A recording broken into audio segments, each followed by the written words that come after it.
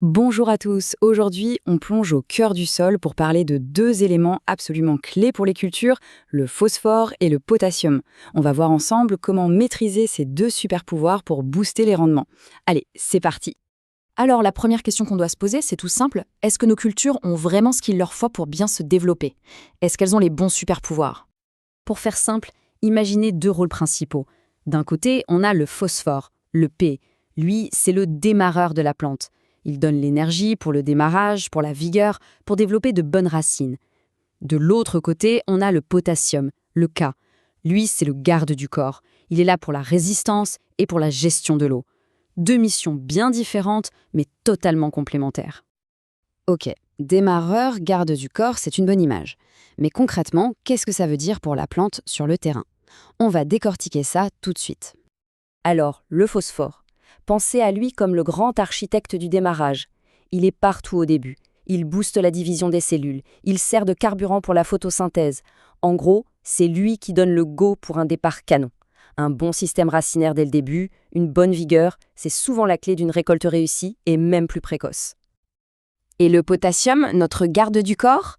Eh bien, son rôle est tout aussi crucial. C'est lui qui va renforcer la structure de la plante, ses murs en quelque sorte, pour qu'elle se tienne bien droite. C'est aussi le grand régulateur de l'eau. Il gère l'ouverture et la fermeture des stomates, ce qui rend la plante bien plus résistante à la sécheresse et aux autres stress. Bref, sans ces deux-là, la plante est bien plus vulnérable. Mais voilà, il y a un mais. Et il est de taille. Avoir ces nutriments dans le sol, c'est une chose. Mais que la plante puisse les récupérer, c'en est une autre. Et c'est là que les choses se compliquent. Regardez-moi ce graphique. Il est hyper parlant. Sur la totalité du phosphore présent dans le sol, attention, 90% est bloqué, complètement inaccessible pour les racines de la plante. Il n'y a que 10% qui est réellement disponible. C'est énorme comme différence. Ça nous mène à ça, une véritable compétition, une sorte de tir à la corde entre le sol, qui veut garder son phosphore, et la plante qui en a désespérément besoin pour vivre. Chaque décision de fertilisation devient alors stratégique. Pour le potassium, c'est un peu moins extrême, heureusement, mais attention, lui aussi peut se faire piéger, surtout dans les sols riches en argile ou quand il fait très sec. On appelle ça la rétrogradation. Le potassium se retrouve coincé et n'est plus disponible. Et c'est justement là qu'intervient l'intelligence agronomique. Face à ce défi, l'agriculteur doit devenir un vrai stratège pour s'assurer que c'est bien la plante qui gagne la bataille des nutriments. La première étape de cette stratégie, c'est le choix de l'arme, l'engrais. Et là, pas question de prendre n'importe quoi. Comme on le voit ici, tout dépend du pH du sol. Un engrais qui marche du tonnerre en sol acide sera complètement inefficace en sol neutre. C'est vraiment comme avoir la bonne clé pour la bonne serrure. Sans ça, on gaspille son temps et son argent. Mais attention, avoir la bonne clé, ça ne fait pas tout. La vraie question, la question cruciale, c'est de savoir quelle dose apporter.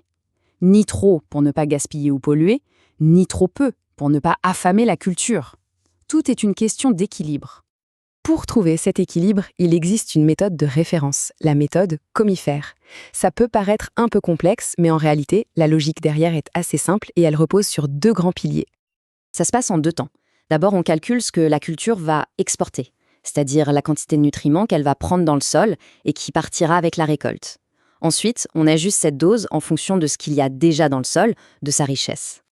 Les exportations, c'est simple. C'est la nourriture que la plante consomme pour produire les grains, la paille, les fruits, bref, tout ce qui va quitter la parcelle. La logique de base, c'est de rendre au sol ce que la culture lui a pris pour ne pas l'appauvrir sur le long terme.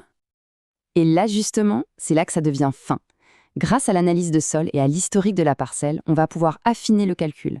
Si le sol est déjà bien pourvu, on va réduire la dose. S'il est pauvre, on va l'augmenter. On ajuste en fonction du garde-manger du sol, tout simplement.